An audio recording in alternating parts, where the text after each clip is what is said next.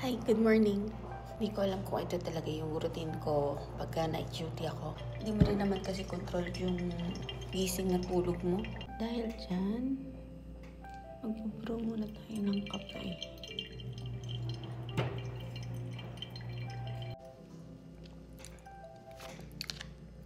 Kwentuhan muna tayo. Makawari ko, tumaas ang views ko dahil sa nagandahan kayo dun sa accommodation, no? Mga mamshi, hindi lang ito yung maganda dito. Meron pang ibang accommodation na maayos.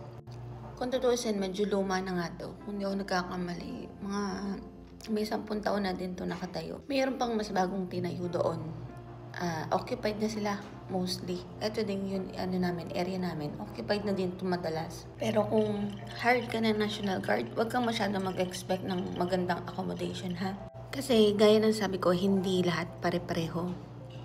Naswerte lang kasi ako kung malagay sa masters kasi umalis na yung mga kasama ko dati. So, kung sino yung occupant na natira doon, siya din ang lilipat doon sa may masters. Priority.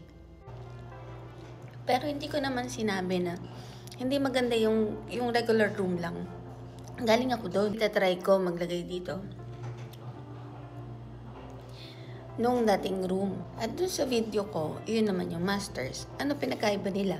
Ang masters po ay may solo na CR. Privilege yun. Sa akin, laking tulong yun. At syempre, kapag sinabing master's bedroom, mas malaki siya ang space. Story time lang mga ma'am. Kasi dati, nung dumating ako dito, hindi pa ako nadidipat dito sa accommodation na to, area na to. May mas isa pa. May mas nauna pang accommodation kaming tinirahan.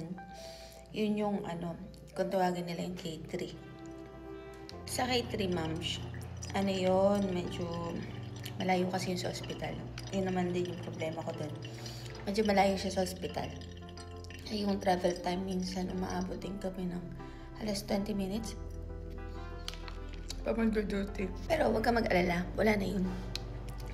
Hindi na yun titirahan. Ewan ko kung nire-renovate nila o ano. Pero hindi na yun pina-occupy. Pagkakaalam ko, rekta na dito kung ano available dito. Maalala ko lang, speaking of mga patungkol sa accommodation at bahay. May isang viewer ako na nagtanong kung accommodation ko daw ba to o nag-live out ako. Hindi po accommodation talaga to ng ospital. No? Maganda siya. Decent.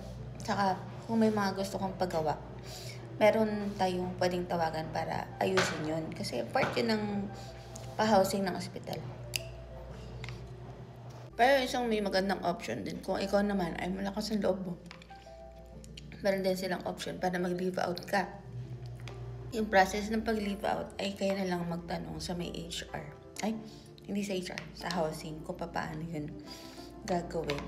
Pero hindi na din ganun kahigpit na magpa-leave out dito kahit babae ka pa. At syempre kung nag-decision ka mag-leave out una, risk mo yun. Pangalawa, provided mo ang mga gamit mo. Para kang tumira din sa labas. Tapos nag-rent ka. Tapos provided mo yung aircon mo, higaan mo. Medyo mabigat lang yung sa una kasi nag-uumpisa kayo. At syempre, ibibigay din naman ng ospital yung pa-housing mo at pa-transpo mo. Ibibigay yun. Ako kasi, mas pinili ko na mag-stay dito sa accommodation kasi dito mas safe. Saka isang bagay din, kasama ko dito yung parang kapatid ko na yun siya na ka-unit ko din, sila Lane. Iba rin kasi kapag may kasama ka na tiwala ka kasi ano mo na mangyari sa'yo. Sa emergency cases, wari, ako, nahimatay. O may sakit, meron pwedeng tumingin sa akin, di ba?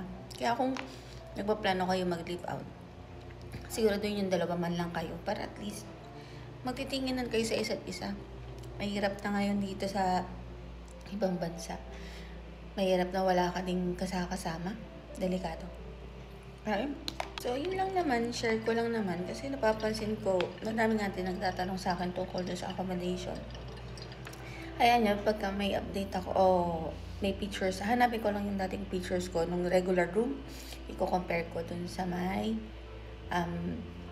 master's bedroom.